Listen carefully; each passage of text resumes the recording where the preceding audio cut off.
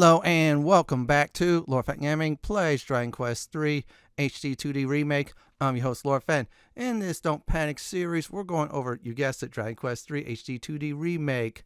As always, like, comment, and subscribe my channel for more new player guides like this. Do not forget to hit that notification bell to be updated much more. So, I don't know what I'm doing, why these monsters want to kill me, why I'm very weak starting out. I need some serious help. Don't panic. Help is on the way. With this new player guide, it's going to go over personalities, classes, spells, abilities, combat, exploring the world, and anything else I feel like that's important as well, too. So first of all, we're going to go ahead and start with the difference between the original version of Dragon Quest III to the latest one, which is Dragon Quest III HD 2D Remake. The first version I'm going to go ahead and talk about is the NES version. So these versions I'm just going to go over in case people are curious to play, I should say, the other versions after you play, of course, this latest version. So first of all, for Dragon Quest III, Dragon Warrior 3, there is no Thief and no Monster Wrangler class at all. So they're not there. Boss Troll is also a normal foe after you meet it for the first time. So if you have a tough time, yeah, it's going to get tougher. Limit inventory management, and there's no bag at all, so you have to be wise on how you, of course, manage your inventory. After beating the story, there's no bonus content. That is it. And last but not least, Monster Arena is used for gambling. So that's about it. And one more thing I'm going to point out, that the class names are totally different than the other versions. So let's go ahead and talk about the Game Boy Color version. Now, for the Game Boy Color version only, there's 2 exclusive content in it. Number 1 is the Ice Dungeon exclusively to the Game Boy Color. So in other words, that's the second dungeon there. It's a bit different than the Temple of Trials. Number 2, Monster Medals only in this version. So in order to get Monster Medals, you need to defeat some monsters. And of course, you have to get its bronze, silver, and gold. And gold is very rare. So that's like a lot of grinding. So let's go ahead and talk about the next version. So here's the next version I'm going to talk about is the Super Nintendo version from Japan and the Game Boy Color version, since they both have the following together. After the story is done, you get a bonus dungeon just like the Dragon Quest III HD 2D Remake, the first dungeon after the story, so you get that. Mini medals, this gets introduced in this game. Personalities, yes, that does get introduced as well, so it's this way, it's how you build up your character. The Thief class. This is where the Thief class comes from, so there you go. Number 5, inventory management is a lot more easier thanks to the bag system, or I should say bags. Number 6, more gear for classes. Oh yeah, there's some gear you could definitely farm like crazy and abuse. And another thing is, only for these 2 versions is the Pachisai board game. It's another mini game. You have to use a ticket, and you can win some nice prizes. Some people abuse the living crap out of this. And number 8 is new spells for merchants and Gadabout classes. So they get some new toys to use against foes. So let's go over the next version. Now for the Dragon Quest III, Nintendo Switch, PlayStation 4 Japan only, and mobile versions, they did some stuff that is different. Now, first of all, they removed the board game that was from the Super Nintendo version in Japan, or they call it Super Falcon, I think it's called, and the Game Boy Color version. That's gone. Number 2, balancing equipment and such. So if you use the board, or I should say definitely the ice cave to farm some powerful equipment, well, there's only one of those, or they remove it because it was too OP. Number 3, no ice dungeon at all. That is gone. See ya. And number 4, no monster medals from the Game Boy Color version. That was only exclusive to that at the time, because you could probably trade with other players as well. And that's about it for this version. So let's go ahead and talk about the latest version, which this guy is all about. Now, for Dragon Quest III HD 2D Remake version, this is what they added. The bonus dungeon from the previous versions is back. Also, the new Temple of Trials. So there you go. Have fun with that in post-game. Number 2, Monster Wrangler class is there. It's a new addition. And yeah, you're going to be spending some time also looking for friendly monsters too. We'll get to that in a few moments. Number 3, the other classes have spells and abilities. Yes, like for example, the warrior / soldier class have some new abilities. The martial artist / fire also has some very powerful abilities as well too. Same thing with thief and everyone else. I'll be listing those when we get to that section. Now, at boss fights, there are new boss fights in this entire game. Now, before, you just go to a certain destination, you got the item, that's it. No, not in this version, because there's a boss gatekeeper there. Number 5 is the Monster Arena is now a recruit-friendly monsters to fight for you. So, not only use the friendly monsters that'll help you in battle, or boost up your monster Wrangler abilities, also, you use them in the arena. They'll fight on their own, but it's a new mini game, and it's a very fun one in my mind. Number 6, you get healed upon leveling up, no matter what difficulty. We'll get to that in a few moments, so this makes the game a bit more easier.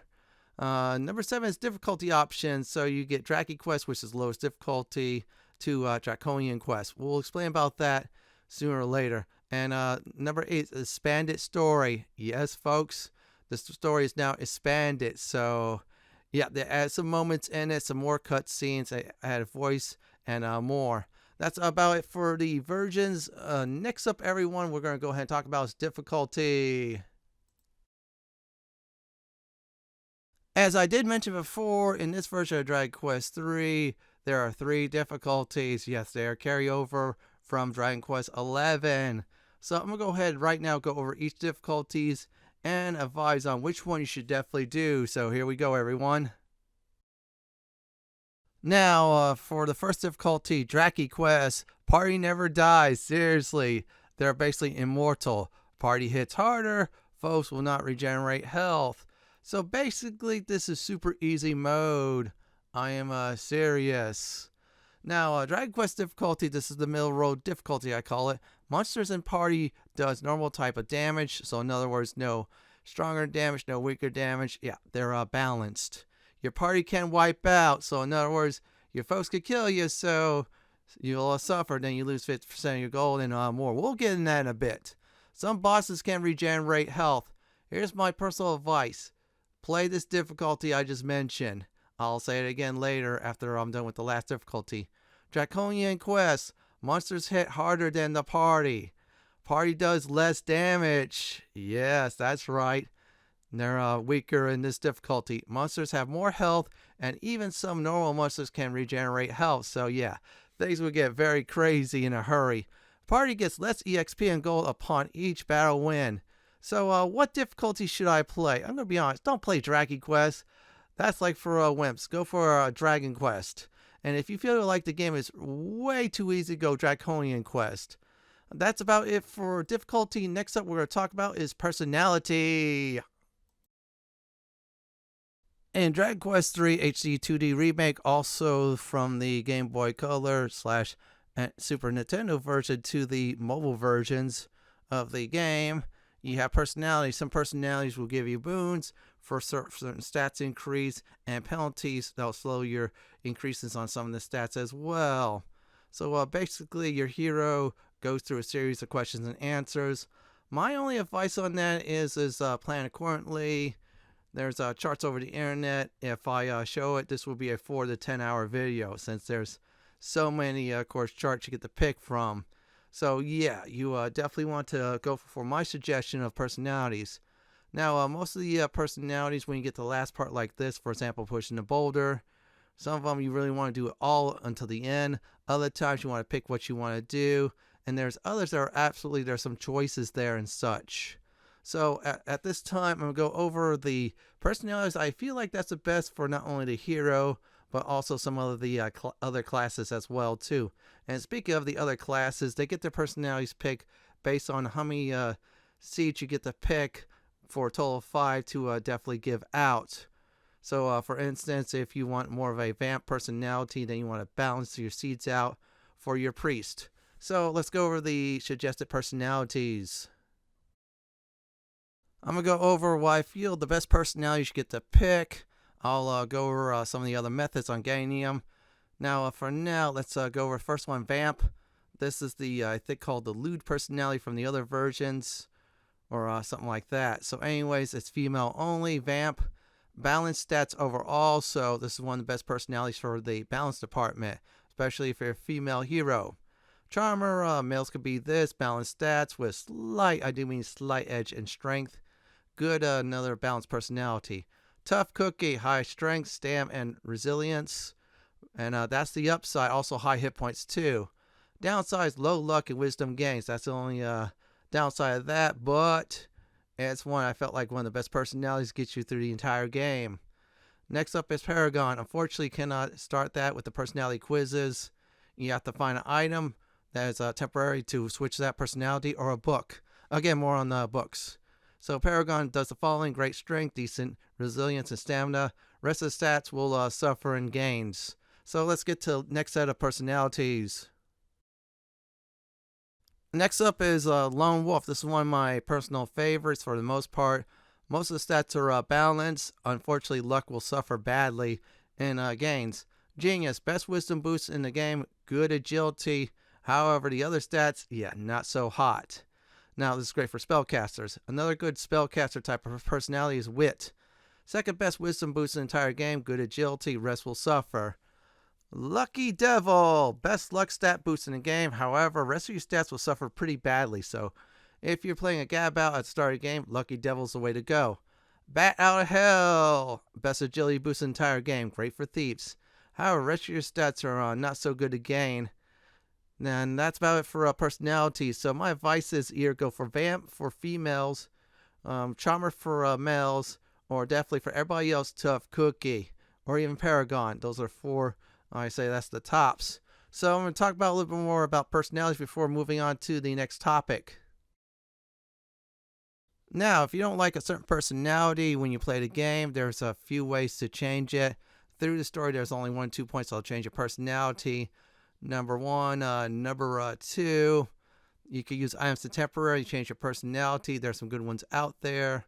This is just only temporary, so you remove the item from the main accessory slot, then of course, yeah, it's back to your old personality. Another one, this is permanent by reading books. Yes, reading is fundamental, everyone, so read a book, and boom, that's it. Now, personalities are not going to get important when you get to a point in the game when you're farming stat seeds, because you're getting the stats you definitely want. So that's about it for this section. Next up is the UI. This is the user interface. So first of all, what you know is that little circle, that is your minimap icon there. Now, this is your environment around you. Now, when you get outside of certain places, for example, purple tiles, you step on, you take damage. Electric floors, you take a lot more damage. And there's puzzle floors that'll move you a different direction than you want to go. There's other things you want to look out for, but let's go ahead and go over each and every one of the UI. Now, first of all, this is your items for each one of your characters. So they get their own set of, I think, equipment. That's up to 2 pages. Now, yeah, see, there you go. Next up is the item bag. This is where you store certain items in there. So this way you get to pick them up. That does include books as well, too. Now, this is your equipment bag. This is where your equipment does get separated. Now, the other versions of Dragon Quest separate them in one bag, but not this one. And last but not least, this is your important item. So this way, you know what you definitely have. So I'll have about 3 words of wisdom. We'll get to that later on. Now, for equipment, this is where you equip your items and such. So if you don't like, for example, the Falcon Blade, you switch it to a Metal Wing Boomerang. Now, this is your recall. So when you select the button to remember something, you also get to play it for recalling. So this is great if you want to look for clues and such. Now, this is your spell list here. So this way it shows you what spells you get to use. Some characters use magic. Some classes cannot, I should say, more like it. This is your ability section. So you get to use some abilities in the worlds, some in town, you name it. Now, this is a heal all function here. So this will heal all everybody in the party. Handy heal. You just heal efficiently as possible. This is your status page. This way you get your strength, attributes, you name it. You get to look around. You also see how much EXP you have, how much EXP you need to go, and there's your level. Your appearance, which is A and B. A is male and B is female. Very simple as that. So yeah, when you do character creation, just remember that. See, and it just also reviews your abilities and spells in that tab too. Also shows you equipment and everybody else's hit points, attack, defense, and agility. This is your lineup. If you don't like someone in a certain lineup, you get to switch them around. Now, this is your tactics. My advice is put everybody on follow orders.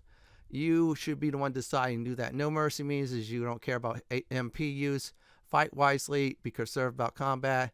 Focus on healing. That means you heal. Don't use MP. Don't use any. Watch your back, be more protective, and again, follow orders. That's when you control. Make sure you have everybody, like I said before, follow orders. You're in control. You should be always in control, not the game. Don't be lazy, yeah. Or I should say, don't be a square if you don't pick follow orders for those who are much more older than my current generation. So there you go. So let's go on to more of the UI. And let's see here. Travel tips. This will give you tips about the game. So if you need to learn about something, well, just select here and that's about it. And there you go about difficulty. That's for it, for example, there too. Now, next up is the information bar. So information tells you how many monsters you defeated, how many collectibles you need. And defeated monsters tell you what they drop after you defeat them. And, of course, what they are at. This your items that you did collect and how many you're missing with the question mark. Same thing as equipment as well, too. So if you're like a purist in collecting items, that's good. This is your spell list. Tells you what spells you get in the game. Also, same thing as abilities as well, too. So there's a trophy / achievement for those.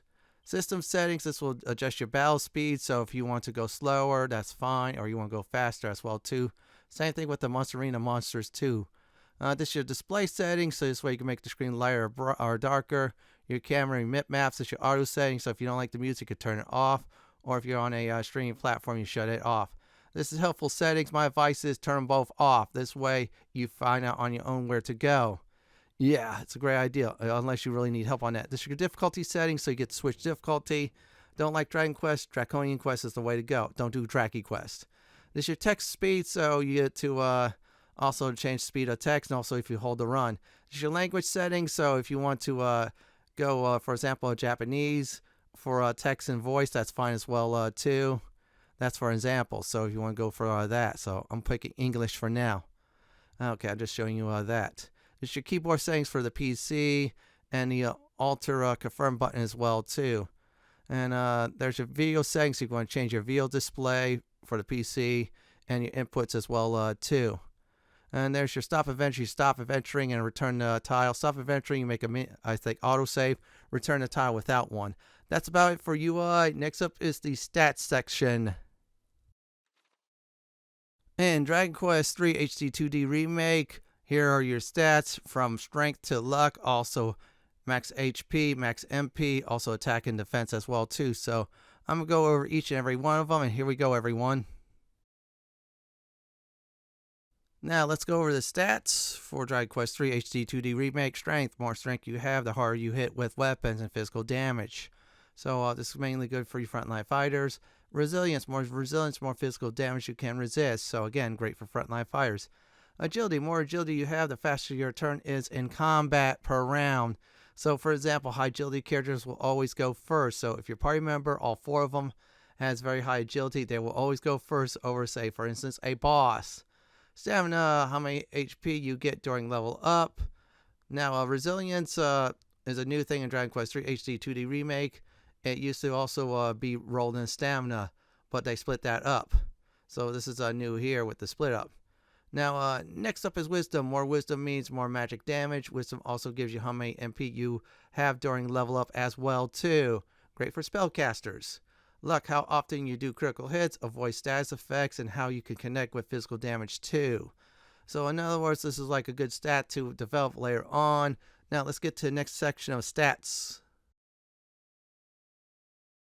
Now, HP, aka hit points. More hit points you have, more chance you survive. 0 HP means you are dead. So do be careful out there. MP, magic points. More magic points you have, the more times you can cast magic. Take caution when casting many high MP spells in normal combat. Keep on casting it, eventually you'll run out. So attack is a combo of weapon and strength stats. So for example, if a weapon has 100 base on the attack, then your strength stat will add to it as well. Defense, combo resilience, armor, and of course the shields. So again, more of those, your higher defense will be, more ability to resist damage. That's about it for stats. Now, next up is starting out. I'm going to go ahead and give you some advice when you start out in the game after speaking with the King of Alahan. Look for any icons above your head because you could find something there. Yeah, just trust me. We'll go ahead and demonstrate that. We'll get to the map in a few moments. Yeah, use the map. It helps you out when you're first in the game. Search everywhere because you never know when you need it. For instance, right here is an antidote herb. Speaking of items in combat, the only items you get to use is on your personal characters, not the item bag. You can't reach the item bag. That's outside combat.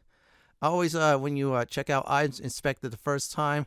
If you could use it, give it to your characters. If not, leave it in the bag until you have some use later on. Get anything, like I said before, that is not nailed down. So, like for instance, there you get a set of Wayfarer's clothes. This might be useful not for you or somebody else in the party.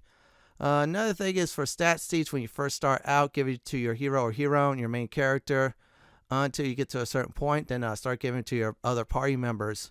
Great idea when you're tired in combat. Use an inn, or better yet, when you're first in Alahan, talk to your character's mother. That's like a free inn. But later on, you're forced to end since your mother is always not there for you. Very important thing, I'm going to go ahead and say this now. Save your game.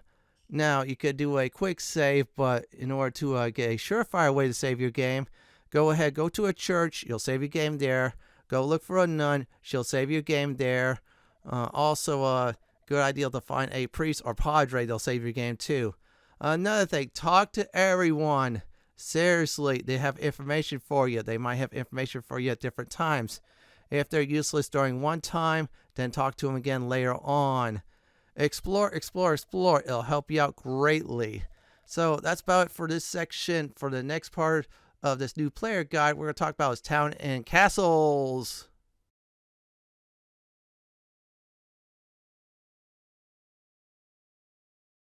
Now, for this next section, I'm going to go over this, everyone. There's towns and castles. Just remember castles for the other versions of Dragon Quest III HD 2D Remake.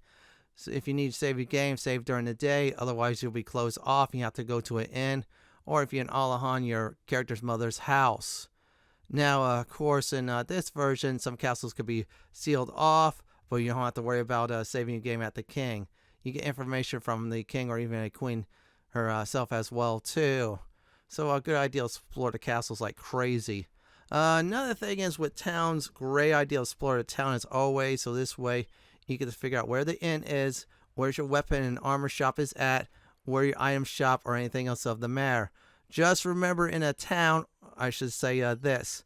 So many shops are closed off during the night, so you definitely want to do your business during the daytime. That is really important as well. So make sure you do that. Again, the church is always open during the day and night. That's where you save your game. So good idea to do so in this version of Dragon Quest III. Other than that, though, this is very important. Just like in the castle, you want to talk to people in towns as well, too. They might change their attitude if you talk to them at night. We'll get a little bit more of that when we get to the next section. That's about it for towns and castles. One more advice I'll repeat again. You go into a new town, make sure you look for weapon, armor, and of course item shops. Next up, the day and night cycle. In Dragon Quest III HD 2D Remake, there is a day and night cycle. It's just like the other version of Dragon Quest III. In fact, the day and night cycle starts out in Dragon Quest III. So day and night is like this. During the day, there's weaker foes. Shops are open up for the most part. Castles and fortresses are accessible unless there's a certain castle or fortress. Either way, you could get to even at night. So yeah, if you're like not that good in combat, fight during the day, go to the inn and change. You can also use the inn to change from day to night as well too. There's also spells and abilities that will allow you to change from day to night. So I'm going to walk around a bit just to demonstrate the changes. There you go. Now it's nighttime. So remember, when it's nighttime, shops are closed up, but people will change their tune from time to time. So you might see someone that's either wide awake or yeah, they want to give you information during the nighttime as well too. Also, there's a certain mini game that will definitely come into play with the day and night cycle. In fact, there's 4 types of those cycles. Let's see here: dawn, day, dusk, and night. Also, there's also noon too, if you want to count that as well too. And at night, this is a word of caution. Tougher monsters are at night, so do be careful if you're fighting at night. And that's about it for the day and night cycle. Just remember when to abuse that. Next up is combat. In Dragon Quest III HD 2D Remake, in a dungeon or the world map, you'll be forced into combat. And oh yeah, look for sparklies all over the world too on the world map. Helps you out get some items. So here's the deal. Attack is when you attack your foe. Spells when you use spells. Abilities when you use abilities. Anything grayed out, that means you have not learned anything yet or your class cannot. Item means use an item. Tactics means you change your tactics. And also there's a runaway button as well too. You run away from combat. If not, you can always defend yourself. Now, if you cannot run away also, you'll miss a round. Now, with combat, there's a few differences here I want to talk about now. If you get ambushed, your foes attack you first. If you ambush your foes, you have ambushed them first. As always with combat, the monster or party member with the highest agility always goes first. So from time to time, sometimes the second or third highest agility goes first. Now, there's some abilities and such. For instance, will always attack first no matter what. Also, if you need to change your equipment because a certain monster is immune to certain things, like for example, Flame Boomerang, you can switch it to a mundane weapon. That's just an example there. You gotta do combat so this way you get some EXP and some gold. If you don't fight, you're not gonna build your character up and you're not gonna get the better equipment in the game. So that's very important. Now, for combat, there's also some weapons that will attack more than one foe. They'll either attack A, a group of foes, or B, all the foes on the screen. That's the same thing for magic as well, too. They'll attack a group of foes, a single foe, or all the foes. And we just won the battle. So there's our 28 EXP points and 7 gold. And we just reached level 2. We'll get to that more later on. Here's the next section, bosses. From time to time, you will be facing off against bosses of the game, so you know it when you see it.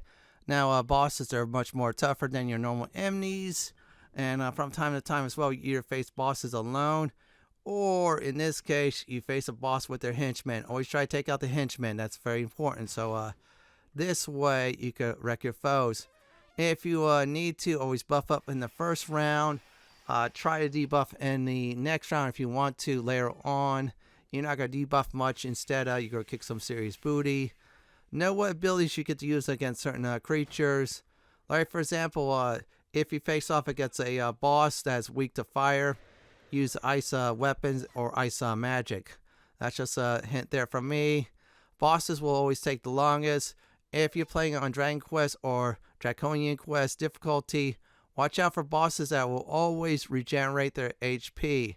You just gotta defeat the ads of the boss first, then defeat the boss itself, and then once you win the boss fight, you get extra EXP, gold, and then from time to time, you get some items that might or might not be exclusive to the boss, him or her itself, or it itself.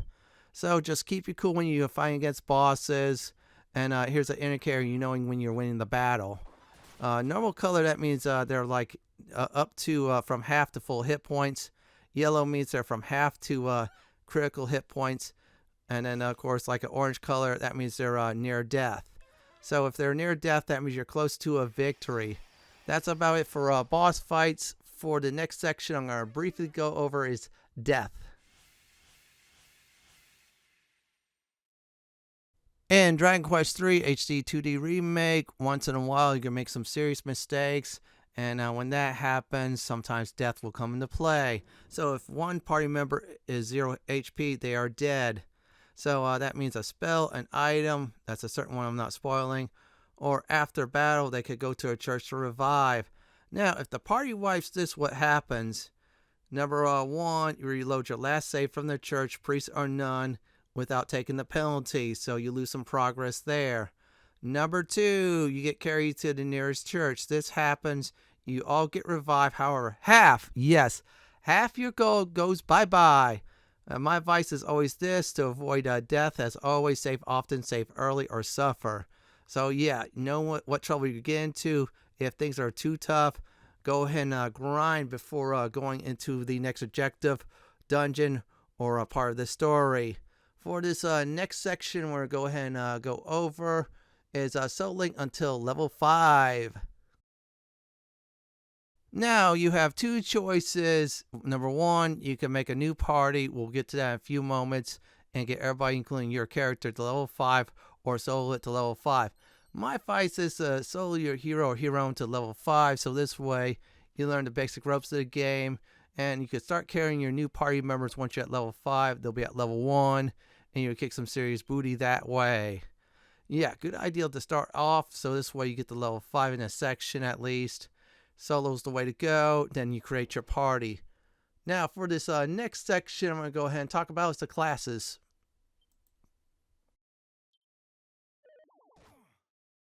In Dragon Quest III HD 2D Remake, there's a total of 10. Yes, there's a total of 10 classes.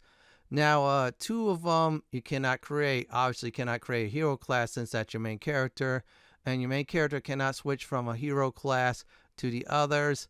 As for the Sage, you have to do 2 things. Get the Writ of Wisdom, or they call it Words of Wisdom, in order to change into a Sage. Or go through a certain class for 20 levels. There's also a third way, but that is post-game. So anyways, I'm going to go over every single one of the classes in the entire game, so here we go. Now, the first class is the hero class. I call this hero the Chosen One. Balanced character, good with might and magic, can melee, can cast some spells, including ones that only the hero can use. The hero cannot change class at all, so this is your main character. You're stuck with the hero no matter what. There's also gear that is only exclusive to the hero, so there's your bonus there. For the next class is the Warrior class, frontline fighter that can use many heavy armor, shields, and powerful melee weapons. So they're basically like tanks, high HP and low speed. Now, when of course you or your party, make sure you always have your hero either first or second, depending on his or her defense. Now, next up is the Mage, offensive and support spellcaster, high MP and intel gains, and low on the other stats. Now, the Mage is a bit squishy unless you got Tough Cookie and got lucky with them on the stat gains. Then you always put them as 4th in the party lineup. And speaking of party lineup, the number of order from 1 to 4 determines on who gets hit first, unless it's magic. Number 1 is always the one that's the most defensive you want to put in the front, and the squishy ones in the back. That's the Mage, for instance, again. Next up, the Priest class. Support spellcaster, average stats overall. So they're basically healers. Once in a while, they have some offensive spells, or even spells like, for example, the Wax series. Yeah, the instant death ones. Merchant class, good stamina and resilience. Can get 10% gold from combat sometimes, so you want to get rich early on? Yeah, this is the way to go. So let's get to the next set of classes. Now, next up on the list is the Thief class. This started out with Dragon Quest III or Dragon Warrior 3 on the Game Boy Color / the Super Nintendo version, or they call in Japan the Super Falcon version. So Thief can steal items from time to time, hint hint, stat seeds too. Very fast class because they have high agility gains, can use some abilities and such to own battles. Yes, this is one of the most broken classes in the game. Many people usually save them last at some certain point, so good idea to do so, and others sometimes use them first. Up to you on that. Now, Monster Wrangler, this is very new and very exclusive to only Dragon Quest III HD 2D Remake, which is this version. Can use monster abilities, have friendly monsters help you in battle, and even from time to time play support role. You want to, of course, stop foes from casting magic. Monster Wrangler will help you on that. Gadabout, chaotic class. Yes, I said it on purpose.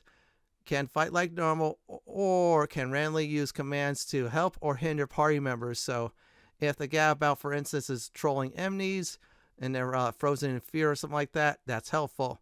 Or if the Gadabout decides to get drunk and saying, for instance, hey, Mage, let's go hang out.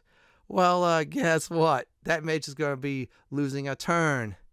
Now, here's another thing that is good and only good for the Gadabout class. You can get that Gadabout class to level 20 unless you want to get all the abilities at level 45. And if they're 20 or above, they could instantly jump to the Sage class. Now, this next class is a hidden class. It's the Sage class. Can learn all the Priest and Mage spells in the entire game. So if you have a Gadabout that you did 20 levels on, you could change them or into a Sage, and they'll get this class. Or you could use the Words of Wisdom as well too. Now the Sage also has very high MP, can use gear no other class can use. Yes, there's some very good equipment out there for the Sage. That's about it for classes. Now next thing we're going to go ahead and talk about, everyone, is farming your party.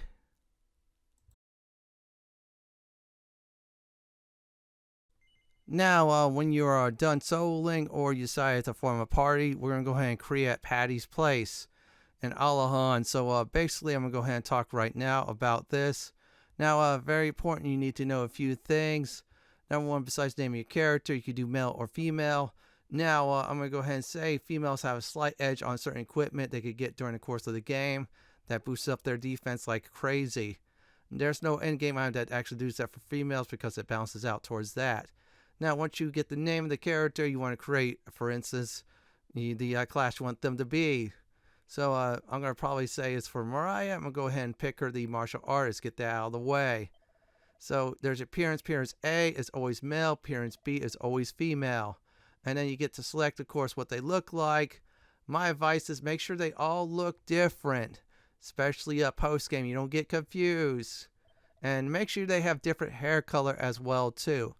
Now, another thing is this, everyone, is once you're in this section, you get to either let the game itself go take care of the seeds for you, or you do it yourself. Make sure you do it yourself. So if you want to be a tough cookie, for instance, then, of course, put it all into stamina or resilience, and then, of course, you'll become a tough cookie. Sometimes it does not happen. If you do not get the personality you want, say no, start the process up again. So keep on making your 3 party members until you feel like you got the perfect, personality. Some personalities are available to certain classes, some are not. So as always, experiment. Good idea to save your game before doing all this stuff. So I'm going to go ahead and give you my suggestion of which parties you want to start out with. So here we go. Now, first of all, the default party, this is the normal party you see in every single Dragon Quest 3 games. It's a hero, warrior, priest, and mage. Pro, balanced party, playing a mage and priest magic. Con is, will cost you a lot of gold due to hero and warrior gear. Yeah, it's a very expensive party. That's why I call it the less expensive party, or else they guarantees to sometimes get more critical hits than the last one. Hero, martial artist, priest, and mage. This is the party I use. I felt like it's good. Pro, martial arts, critical hits, playing a mage and priest spells as well too. Now, the other thing that's great is gear is real cheap to 3 party members. Now, the con, due to gear that is pretty cheap, 3 party members are squishy basically. Well, not really a priest, but still you get the point because martial arts wear cloth. Next one I call the free stuff party. Pro, thieves can steal items. Item cost is in the middle. Also, again, mage and priest magic. Con, melee might suffer a bit until level 29. Once you get to level 29, you get the Thieves Purse Gutter ability. And that does is, if, for example, a priest or the hero puts a target to sleep or a group of enemies, then the thief could do 6 times damage against that foe. And that's about it for parties like this. Now, good idea to do these 3 parties if you want to. You could do some other experimentations as well, too. Now, for the next part of this guide, we're going to go ahead and talk about is what happens when you do level on up. So let's go ahead and everyone get to that section at this very time.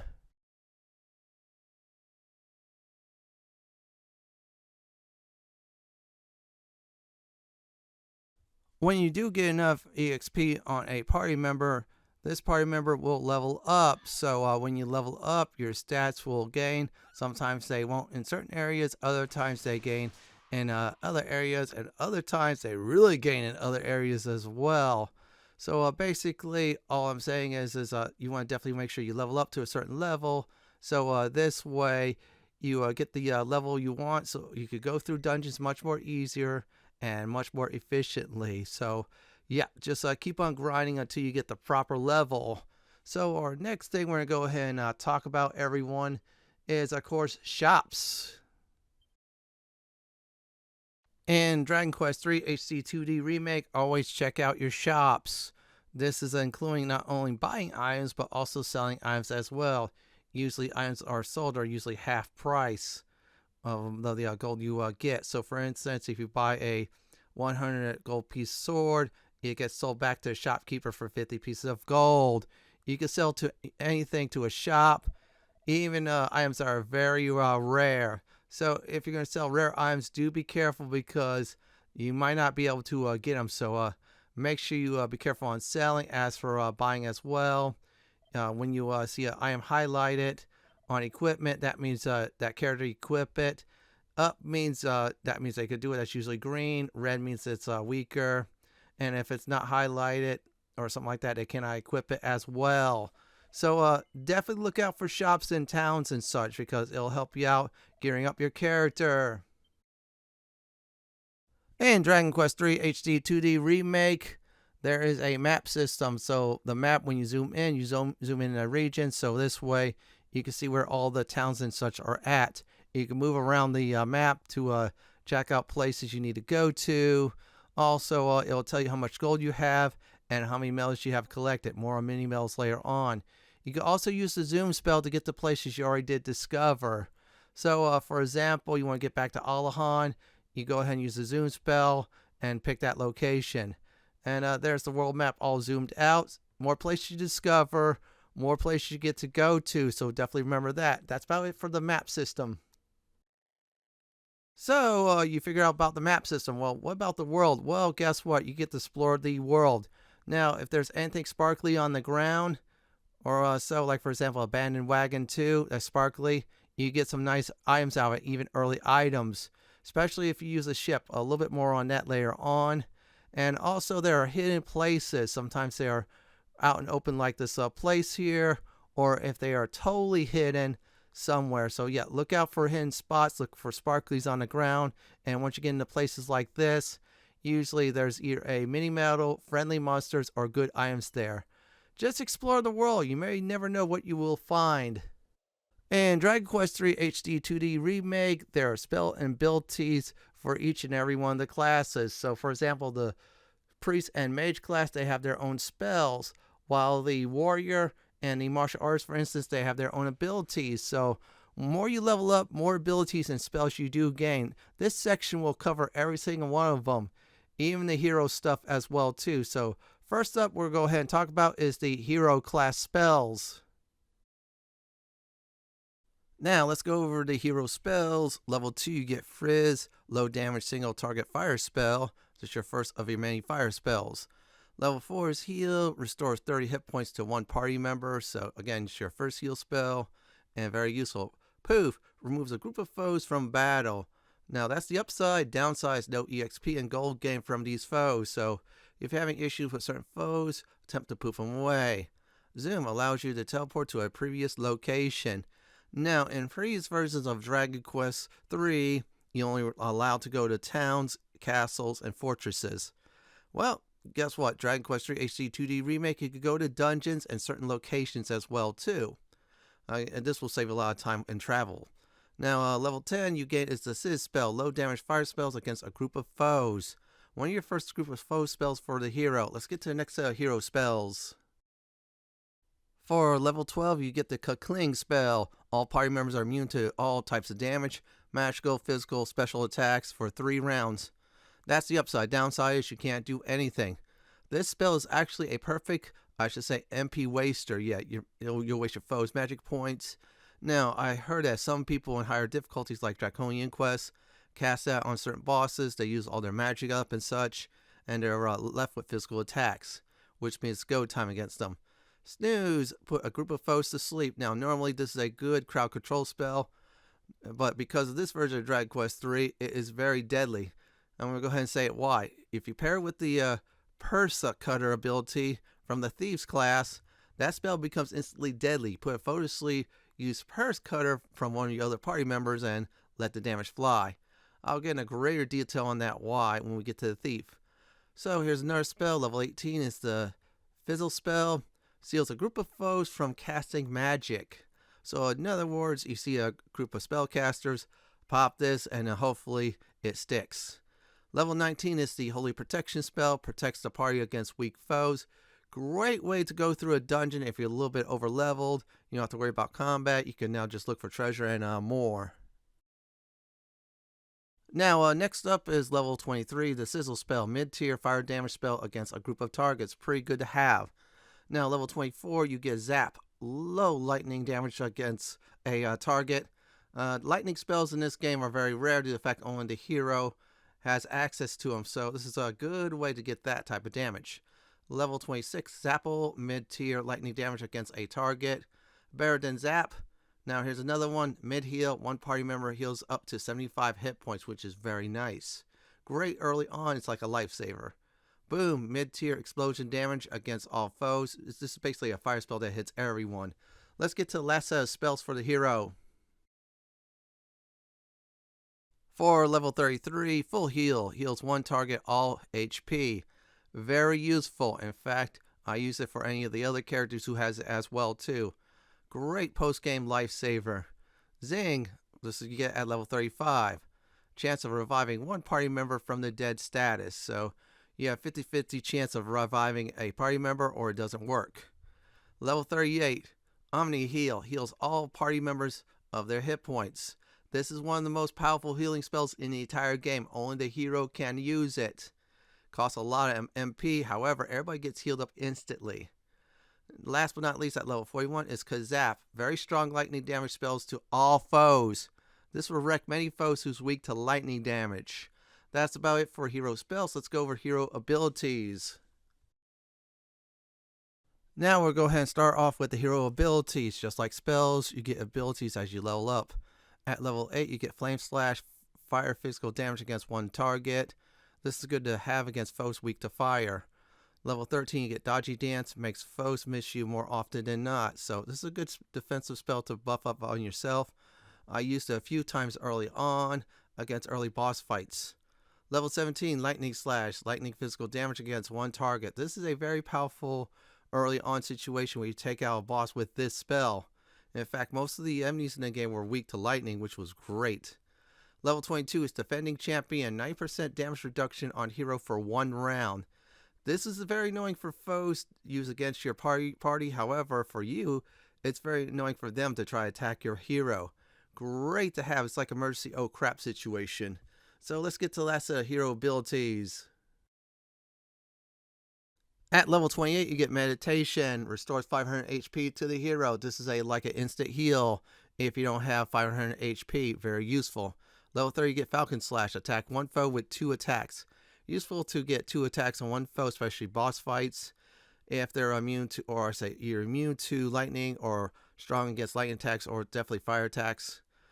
And great, of course, against liquid metal slimes and metal slimes. So you get those 2 foes I mentioned. You attack them twice, they both hit. That's 2 points of damage, which is useful.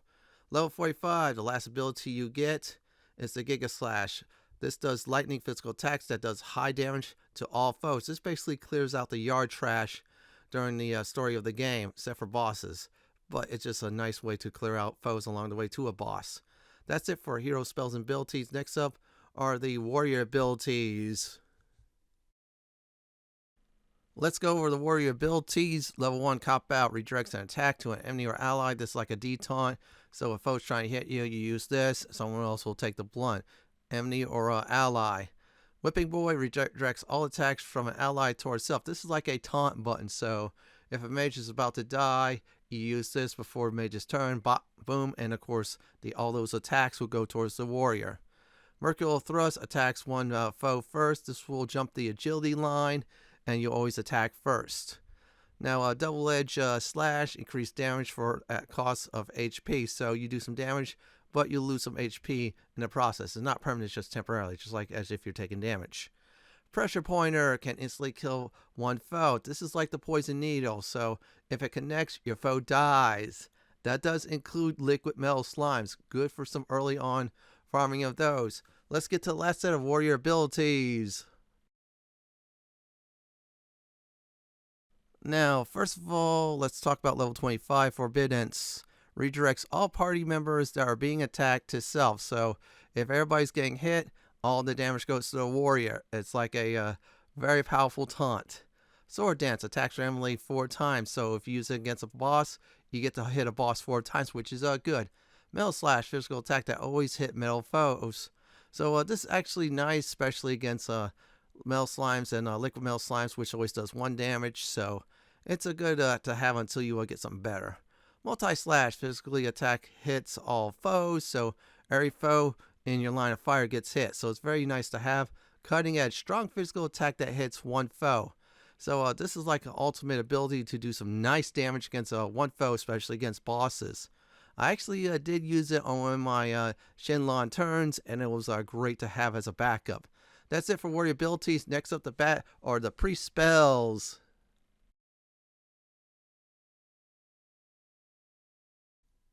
Now for the priest class, we're going to go over all the spells. Please note this is important. So when you become a sage, you get all the priest spells and all the mage spells. So that's a nice bonus. So anyways, let's begin. Level 1, you get the heal spell. 1 target is heal 30 HP. Very good when you're starting out. Level 2, poof. A group of foes vanish in battle. They go bye-bye. That's the upside. Downside of the sucker is no EXP and gold from them. So this is like one of those situations. Tough foes early on. Poof them. No EXP and gold, yet you'll live another day. Dazzle inflicts illusions to make foes miss. This works on some bosses, so it's fun to use and abuse. Whoosh, low-level wind spell that hits group of foes. Now, this is very nice for the wind category. Yeah, and the priest is the only class that gets wind spell, so this is actually good. Sap drops 1 foe defense a fair amount, so if you're fighting a boss, this is great against it early on. Squelch cures target of poison status, so you have no poison herbs, no problem. The spell will actually will cure the poison from a character or so. Let's move on to the next set. For level 8, you get Snooze. Put a group of foes to sleep. Deadly, like I did mention, the hero version of the spell. They're the same. So if a thief gets the Purse Cutter ability, attack a Snooze foe, good times roll. Now, level 9, you get Accelerate. Boost party agility. Now, this is great early on since you don't have much agility. Pop this sucker. Then you're more likely to go first than the boss.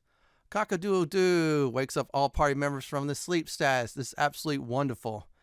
Level 10 is Zen, 50% revival on 1 party member from dead status. When this happens, that party member only gets 1 HP, so do be careful though. Great idea to cast it outside of battle. Fizzle seals a group of foes from casting magic, just like the hero version, which is very nice. So you see some casters cast this, and hopefully they don't have to cast spells against you. And there, of course, are Fertilizer.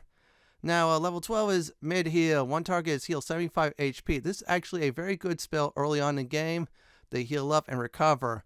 Let's get to the next set of priest spells.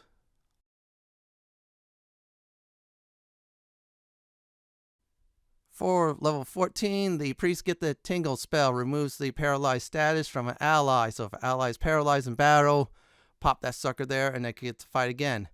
Now, level 16, they get Magic Barrier. Your allies get reduced damage from magic spells. So this is actually good early on when you fight against magic-heavy bosses. Cast this sucker, you get less damage from magic. Level 16 also is Kasap. Now, please note that's the earliest levels you get for spells. Sometimes you can layer on if your wisdom's not up there. Anyways, Kasap. Slightly remove defense from group of foes, which is a very nice. So if you're fighting against a group of armor foes, like for example, against a certain boss that you did see, then you could drop their defense down, take them out quickly, then focus fire on the boss, for instance.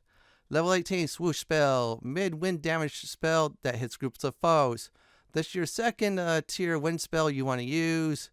Good to have. So if any foe's weak to wind, like the flyer, yeah, hit them with it. Level 20, Blasto removes 1 foe from battle. So they're gone from battle. Actually, there's a situation you'll use it much later. You know when you see it. Also, another thing about Blasto, if your characters get hit with it, they'll be removed from the fight. However, they will come back. On other versions of Dragon Quest III, some of that spell name is Limbo, and what happens is they get back to Patty's place. It's a very dangerous spell against you, but for you at level 20, it's good to use. Level 22, the Whack spell.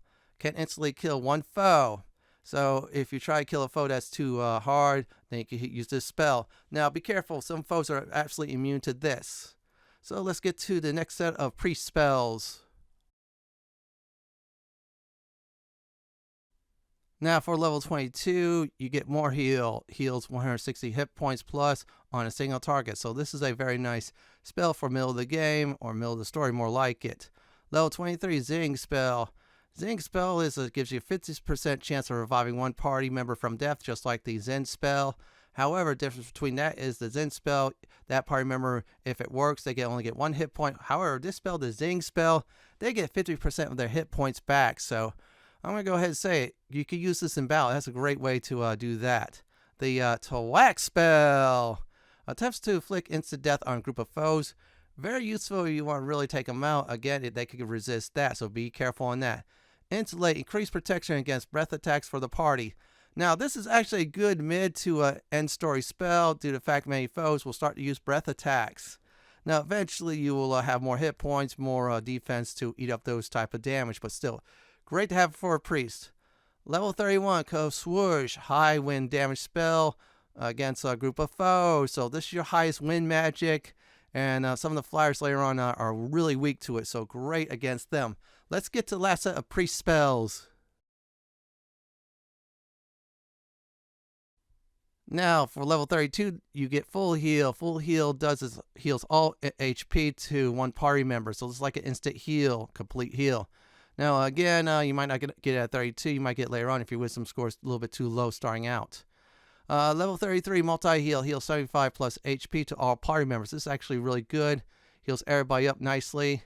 Now, level 33 is Kazami. Kills one foe in exchange of the cashless life. Now, this is like the ultimate sacrifice your party member gets. They kill one foe, that foe's taken out, they die. Now, please note, please note, this will not work on bosses, so do be careful. Last spell for level 37 and a little bit beyond, in case your wisdom score is a little too low, is Kazing.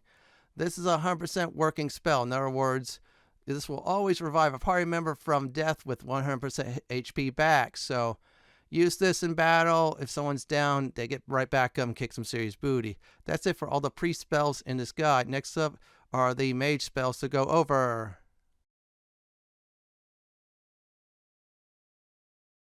Here are all the mage spells in this section of this guide. Now, please note, for the sage class, they get not only all the priest spells, they also get all the mage spells. So, if you didn't pick the mage class, instead you pick the sage, you get a 2-for-1 deal. So, let's start off with level 1. Frizz, low damage fire spell that hits a single target. Nice starting out DPS spell for mages. Level 2, buff. Fairly buff one party member defense. So you pick a party member who's most vulnerable, buff them up with defense, and you're good to go. Very good early on buffing spell.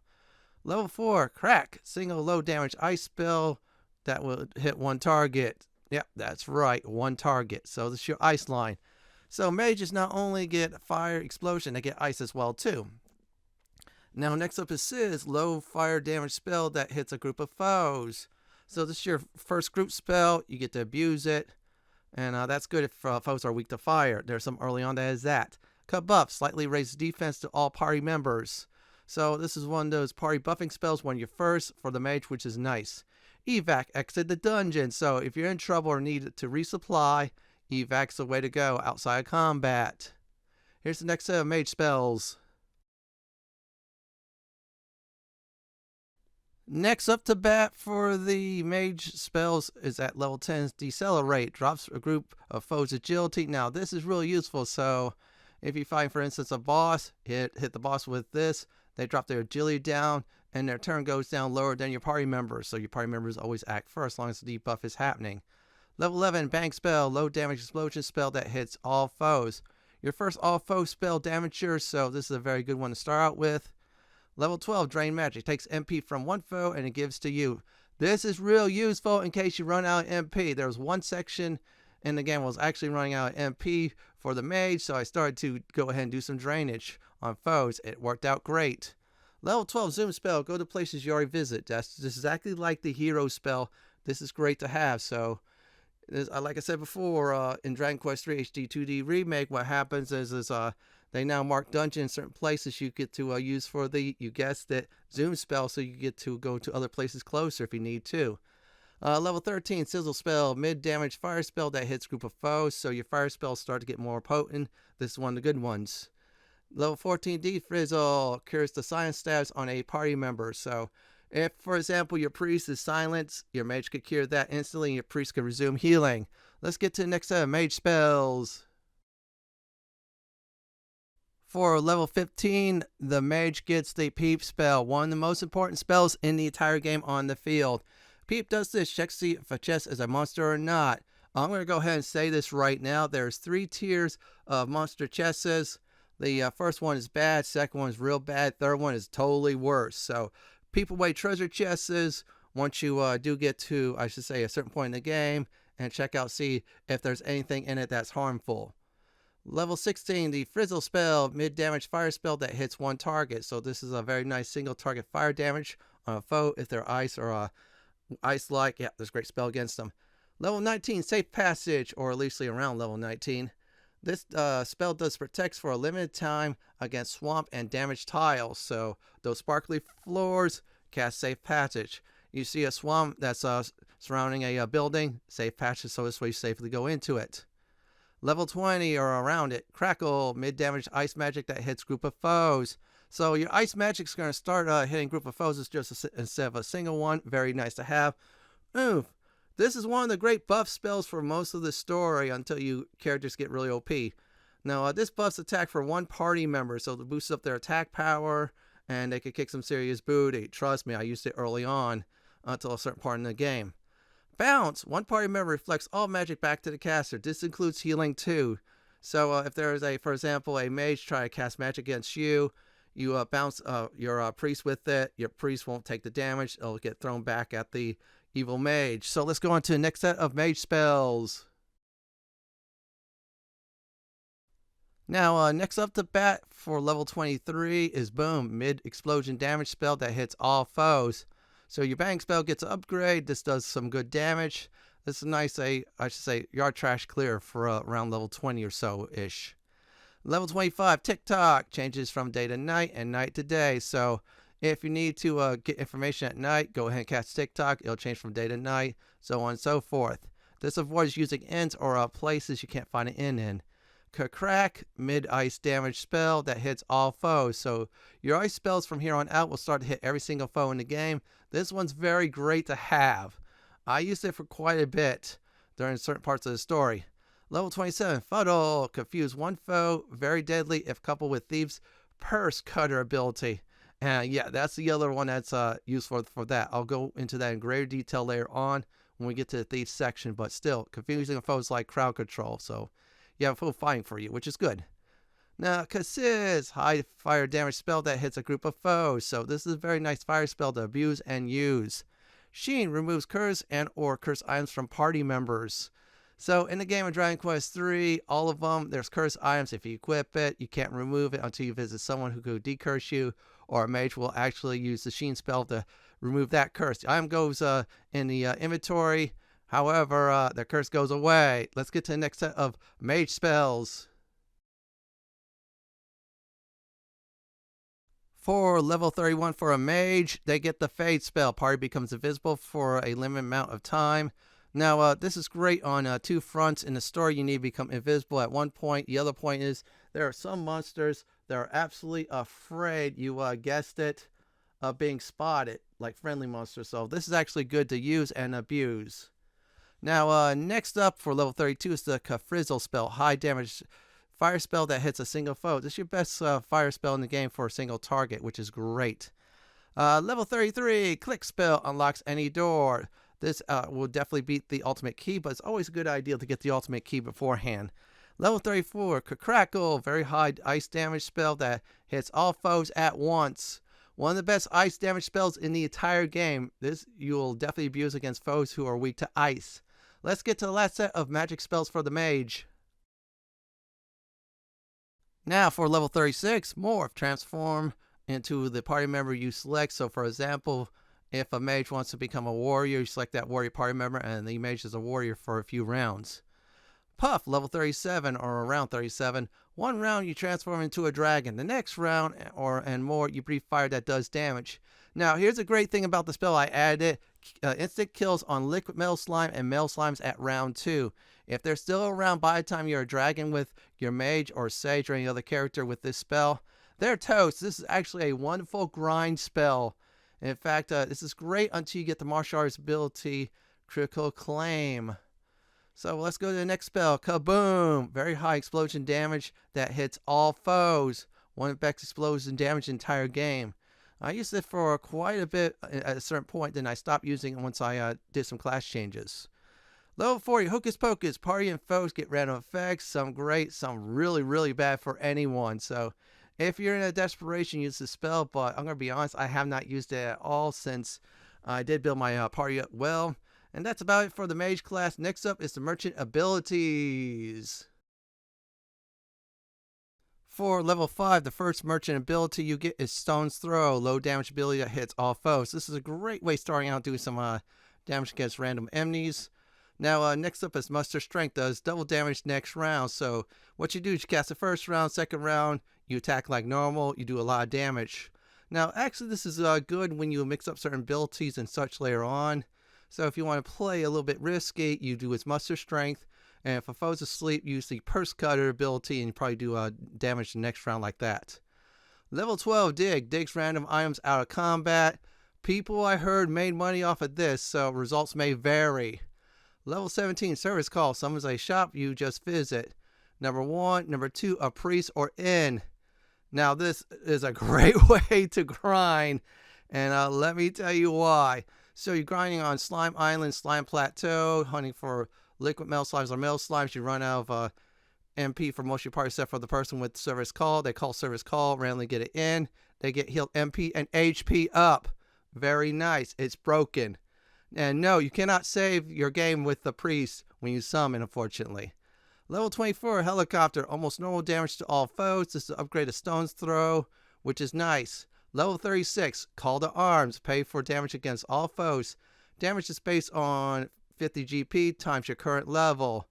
Now, here's the thing. You have mercenaries will fight for you for a round, just like Monster Pylon, where the monsters fight for you, except for you have to pay for it, but the damage is up there the higher your character level is. So, yeah, if you're at level 99 max, you're going to have to pay a lot of gold to do some good damage. That's about it for the merchant's abilities. Next up for this guy is the Gadabout Abilities. Now, for the Gadabout Abilities, here we go. Starting at level 9, you get Sobering Slap, Cure Sleep, Confuse, and Paralyzation, or Paralyze on one ally. So this is a good do-all type ability. Whistle calls foe to fight you in combat on the field. This is absolutely great. You stand still, use Whistle, get into combat, grind some foes, whistle again, keep on going until you're done grinding. Kerplunk Dance, all party members are brought back to life if they're dead and fully heal. Downside, a caster dies, so Gadabout dies, sacrifice his or her life to heal the entire party. Now this is a good oh crap spell to use. Spooky Aurora, debuff one foe to increase spell damage against the debuff foe. So for instance, if you're facing a troll, you debuff its, I should say, protection against magic. Then your mage could go in and just nuke the living crap out of it. Let's go ahead and talk about the rest of the Gadabout abilities. Now for level 31, around it, you get Harvest Moon. Normal attack on all foes. This is actually okay to use. There's other better abilities out there for the other classes. Egg On. Buffs one party member with good attack for one round. So they do some good attack. What you do is if you get first, you use Egg On. Like for example with a Thief, they can use the Purse Cutter ability to do some extra damage. Now level 38 is Hustle Dance. Heal all party members by 70 plus hit points. It's a good early on healing spell to use, or I say dance, which is nice. Channel Anger. Buffs the caster's magic damage. So this is actually pretty good. If you're, for instance, just came from the Sage class with the Gadabout's ability, you cast this first, next round your magic will do a lot of damage. That's it for the Gadabout class. Next up is the Martial Artist class for all its abilities. Next up to bat are the Martial Artist abilities. So here we go. So for level 3, we get the Leg Sweep. Attempts to make a foe lose their turn. So this is a great way to crowd control a bit early on. Level 7 is the Flying Knee, does 1.3 times damage on one foe, so this is a good damaging start there. Now level 13, around it actually, is Hawkeye Claw. Normal attack damage that never miss. Great against liquid metal slimes and metal slimes, so you always get that 1 point of damage. Think of it as a bullseye from the first Daredevil movie ever where he says, I never miss. Well, you never miss. Exactly. Now, level 17, you get Wind Sickles, does 40 to 60 damage to one foe. It's pretty okay. There's better out there. Level 24, Knuckle Sandwich, does 1.6 times normal damage to attempt to lower the foe's accuracy. Also great against low accuracy foes as well, too. Now, let's get to the last set of martial artist abilities. Now, for level 28, for the martial artist, they get double up 2 times normal attack on one foe. Downside is the caster gets a defense debuff, so you change damage for defense, but you get the job done. Roundhouse Kick, attack a group of foes. This is pretty decent if you want to wipe them out. Now, Multi-Fist is the same as the Multi-Slash, attack 4 times randomly against foes. Now, if this is a boss, like I said before, you'll attack 4 times against the boss, which is pretty good early on. Level 43, Ripple of Destruction, remove all foes' buffs. This happens to you with certain bosses that's late in the story. Well, you get this ability for the martial artist to abuse on foes who love to buff the living crap out of themselves. Level 47, this is the most important skill for the martial artist because it's going to help you quite a bit. Critical Claim does a critical hit on one target. It always connects. It's always 100%, in other words.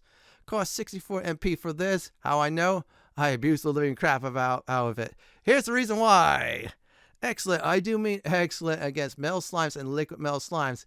This ability, once you get it on a party member, you use it to grind, of course, EXP when you're doing so many class changes. And if you check out my, of course, Perfect Party build, I have one character starting out with that, and then some of the others roll into that. So this is one of the perfect martial arts abilities you'll carry over through the other classes. That's about it for the martial artist. Next up is the Thief Spells and Abilities. Let's go over the Thief's abilities, and it's a lone spell. Yes, they get one spell. So if you're missing that spell for the abilities and spell trophy / achievement, you're going to get it here. So anyways, level 1, Sandstorm, inflict dazzle on a group of foes. Really useful early on in the game since you want to make sure foes don't hit you when you're this class. Sleepy Slap, attempts to put one foe to sleep. Now, this is actually great against bosses if you can pull this off because the latter ability will abuse this on sleeping foes. Propeller Blade, normal attack on foes except for flying foes. Now, flying foes will take 1.6 times damage when it's hit with that. It's actually good, so if you see any annoying flyers, nail it with it. Shocking Slash, attempt to paralyze one foe. This is nice for crowd control and such. Level 13, Nose for Treasure, tells you how many loot is left in a zone / area. Hidden items on the ground count as well too. That includes mini metals. So if you're looking for any loot, well, use this, Nose for Treasure. Assassin Stab, attempts to instant kill one foe. This is like the Poison Needle. You attempt to take out one target. If you can pull it off, that is great. If not, you do normal damage or miss. Let's get to the last set of Thieves' abilities and Lone Spell.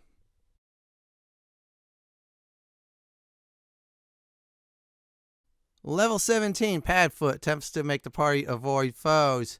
Now, this is absolutely very good because you can sneak around later on. Now, some foes will definitely go look for you. However, if you're either like very late in the game or a post game, you could couple this with Holy Water or Holy Protection from the Heroes class. This way you just double it up. Snoop, only thief spell in the game. This is the spell you're looking for if you're going for a trophy / achievement for it.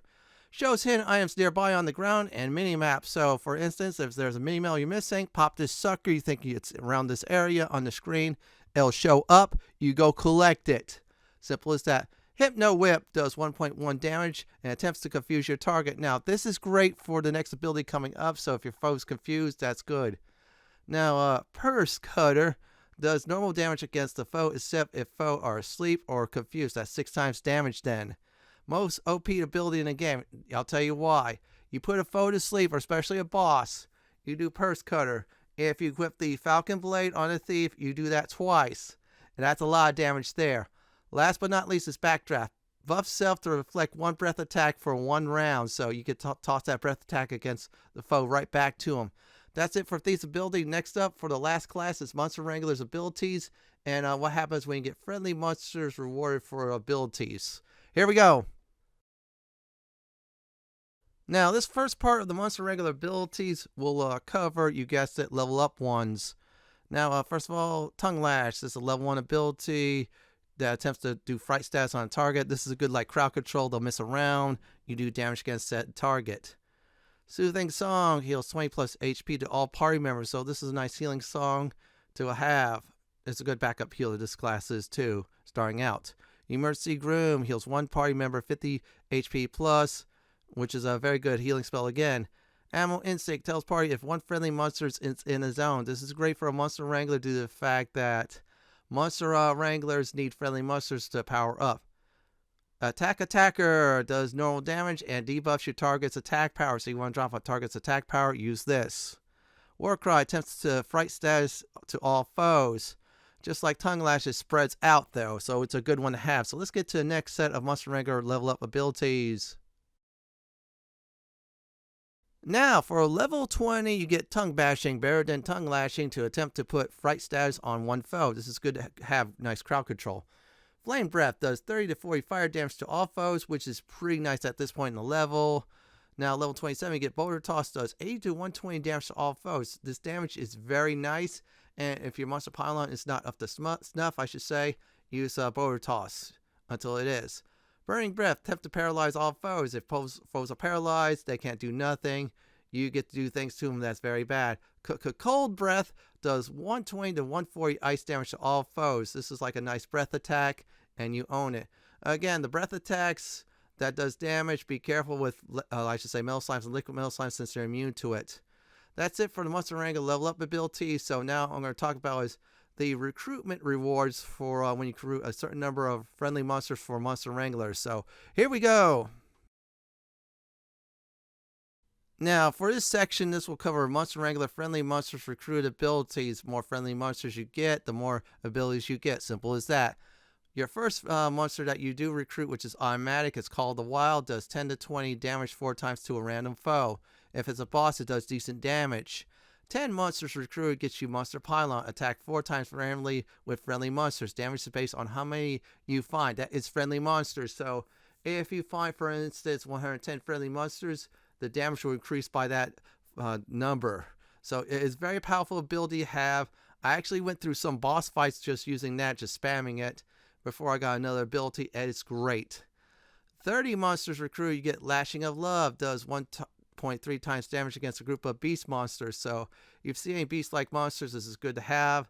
Other than that, though, it's useless against the rest of the type. Wild Side, make sure you use the ability spell twice per round. This is one OP buff. At this point, if you get this the first round, buff everybody up in your party except for your heroes since they cannot get it with Wild Side. Then they get to attack with the same ability or the same spell. Very broken in this game. It carries on with the other classes when you change to other classes. 80 monsters. Focus Pocus. Self-buff recovers MP each round. This is good, but later on you have so much MP that, yeah, it'll be a little bit useless. 100 monsters when you get that recruit, which is the cap for all the abilities you could get, even though the total cap of monsters is 121, is Fog of War. Cancel all spells for 3 rounds to all in battle. So if caster's giving you trouble, you pop that sucker there, use Monster Pylon or other abilities that heals up as well too. That's it for all the class abilities and spells. Next up for this new player guide are the dungeons.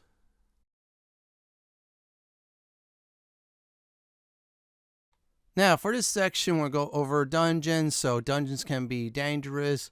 Tougher foes are in dungeons, so good idea to always grind for EXP, get some equipment before going to your dungeon. Now, your first dungeon, you could go 2 ways of it. You could go straight to the tower or take a detour dungeon like this to learn about dungeons and get some extra loot wherever way you can. Also, dungeons will not only contain loot, it will also contain, you guessed it, mini medals, which we'll cover in a bit. In another section, also friendly monsters. Yes, there are friendly monsters in a dungeon too. And also a good idea to always check your map out, so this way you look for things. Now, if you have the Thieves class, you could do Notes for Treasure. It tells you how many treasure chests and sparkly items on the ground is there left in a area/zone before you go ahead and leave area/zone. So yeah, good idea to explore, good idea to prepare for dungeons. If things start to go sideways, definitely use the evac spell or find a way to get out ASAP. Now this next section I'm going to touch upon is keys.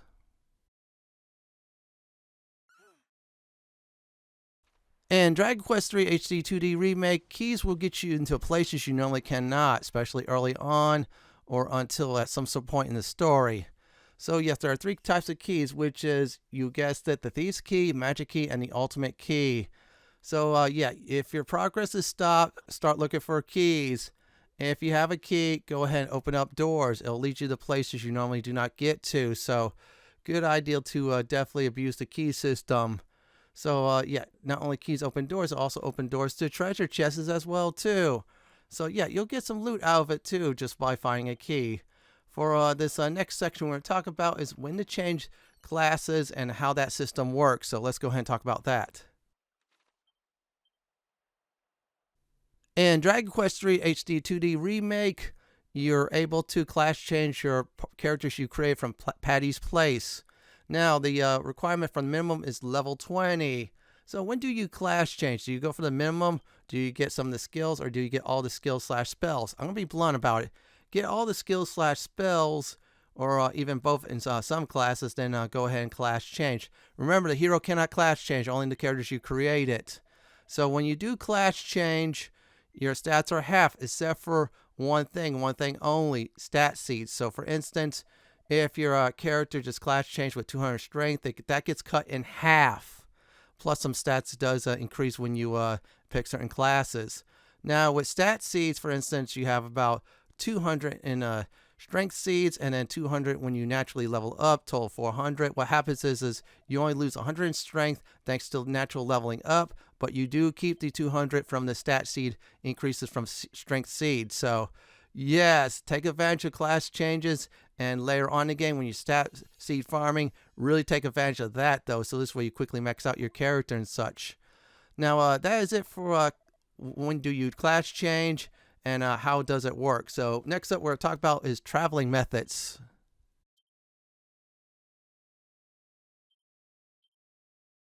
Now in Dragon Quest III HD 2D Remake, you can walk around as one way to travel. Eventually you're going to need to do other things. You can use the zoom spell to travel around from place to place, that's fine. Eventually you will need a ship, so during the course of the story you'll have access to a ship as well, and you can land on certain beaches, certain areas, and such like that too. Now there is one more method of traveling I will withheld, but that's during the course of the story. You have to do some great feats for that, so just start used to traveling around the world, so this way you know what you're doing. If you need to use a ship, that's fine. If you need to use that certain thing later on in the story, go ahead as well too. That's it for traveling. Let's go ahead and talk about mini games. There are 2 types of mini games in the game. One is of course the mini medals, and the other one is friendly monsters / monster arena. So for this section we're going to talk about mini medals.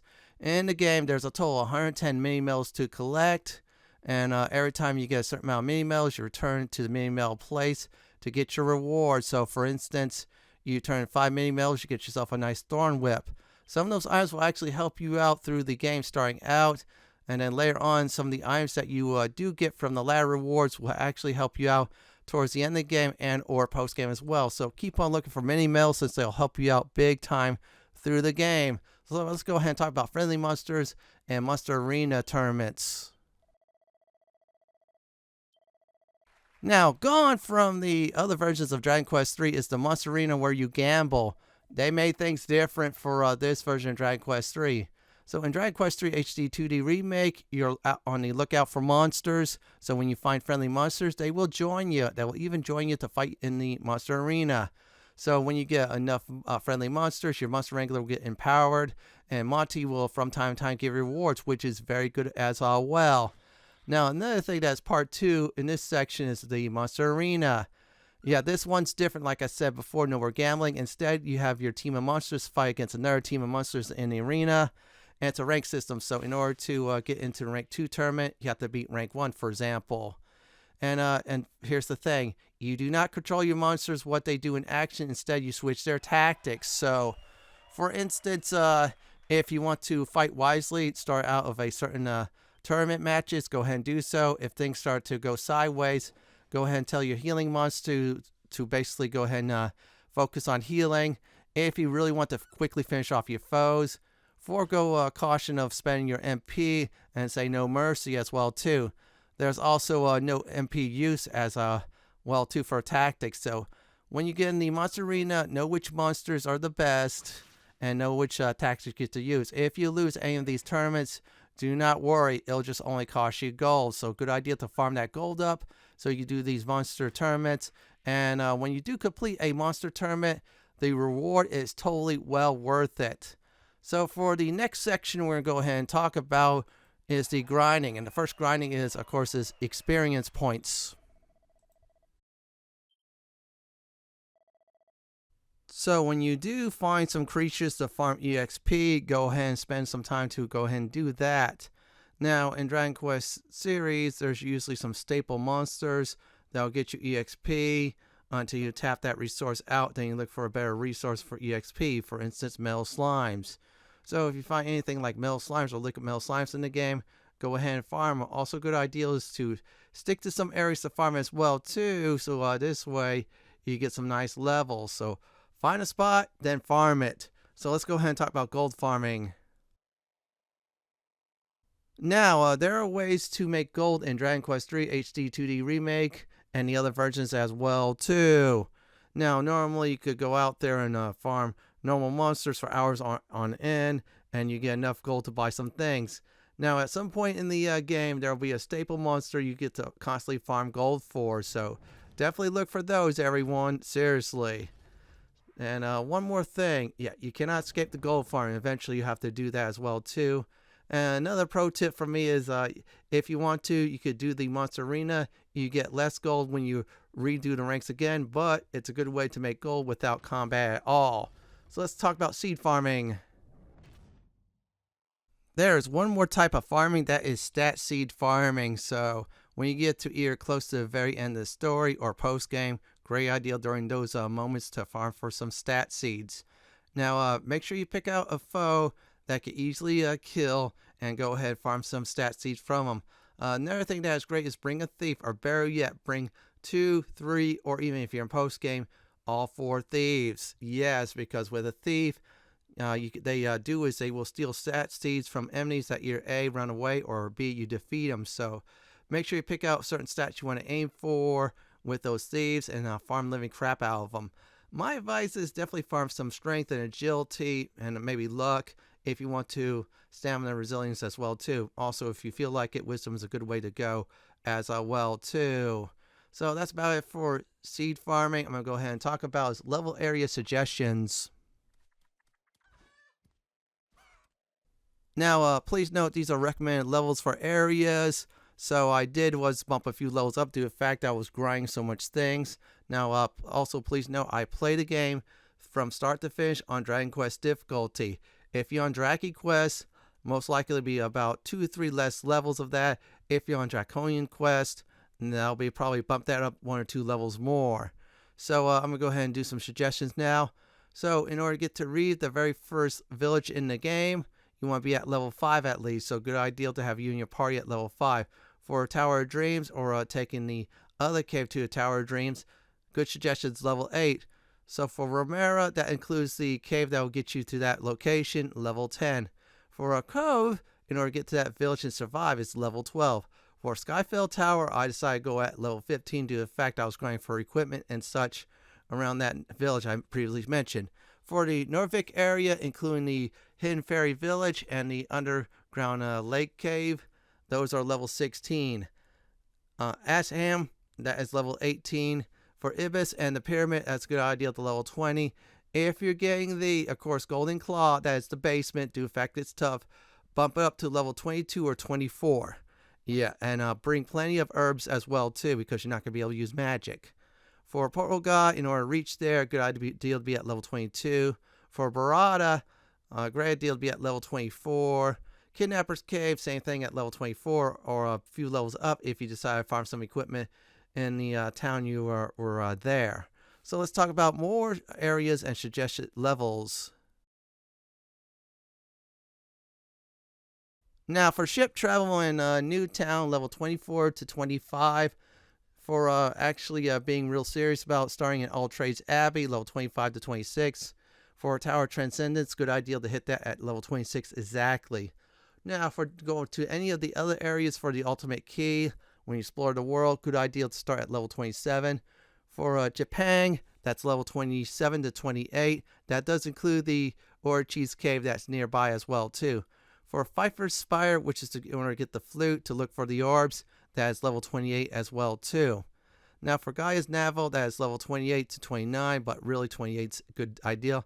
For Manazad, that is level 30. That includes the cave too, because there'll be some new equipment, and the cave can be tougher, including the boss after you get the item from said cave. Now, for this section, that's Grimland to Mount Necrogrong in order to get the final orb in the game. That is level 32. Now, for the Mall of Necrogrong, good idea to be level 34 to level 36, since that's one of the toughest caves in the entire game before you constantly class change and you find a good spot to grind EXP. Now, beyond that, it's level 35 to 37 plus. So when you get to a new area in the game or so, then figure out if you could go through it with ease. If not, just keep on farming EXP and even gold. So this way you get better equipment, much more levels, so you can survive it. Now, next up is I'm going to talk about is post game. So, after I beat the story in Dragon Quest III HD 2D Remake, what about post-game? You should definitely try it. A few things about post-game. Number one, you can retire your hero character and make a fourth character to help you out to go through the post-game dungeons and content. Also, you can also look for more mini-medals, more friendly monsters, and even do other secret things as well, too. Take full advantage of post-game. It can be very tough, and you might need to do some extra grind to help you get through it. That's about it for post-game. I'll give some final advice before I do end this new player guide. Here are some final advice before I do end the new player guide for Dragon Quest III HD 2D Remake. Now, first of all, you want to grind. So if you have enough levels, also equipment from grinding the gold, then of course try a dungeon or a next area. Another thing is, don't be afraid of the mini games. I mean, seriously, do not be afraid at all. If there's any sparkling on the ground that is either in a dungeon and or out in the world, go ahead and grab it. Take full advantage of the ship or anything else you do get for modes of travel. Definitely really take advantage of the zoom spell, because they made things easier to definitely zoom around. When you do class change, this is very important. Make sure you get all the skills, spells, or both before changing a class, so this way you can never come back to it. It's alright to class change back to a class you like. Like, for instance, I did with Mariah. She was a sage at one point, then her last class change was back into a sage. Speaking of sage, make sure you have the words of wisdom, or you guessed it, make sure you play a Gadabout up to level 20 at least, unless you're going for level 45 for all of its abilities and such. Now, experiment on what works in combat and what doesn't work you don't use. If you can't use a tactic, you always go for it and fall back to some backups. Like, for example, I cannot cast magic on certain foes, cannot put them to sleep to do extra damage like I'm doing. Then I use the monster pylon and such like that too. This game is a total blast. Take a break from grinding and such and do some of the mini games. Like, for example, look for mini medals to the monster arena. And one more thing though, everyone. Have fun with the game. Seriously, it's a blast, this classic being remastered. This is it for my Don't Panic Dragon Quest III HD 2D Remake New Player View Guide. This is Lord Fenton signing off. Thank you for watching, and have a great day or night. Do please stay safe. Please subscribe to my channel for more Dragon Quest series content just like this. If you like what you see, then pick my suggestion on the upper left hand corner or YouTube suggestion on the bottom left hand corner. Enjoy the battle, everyone. Ah! Ah!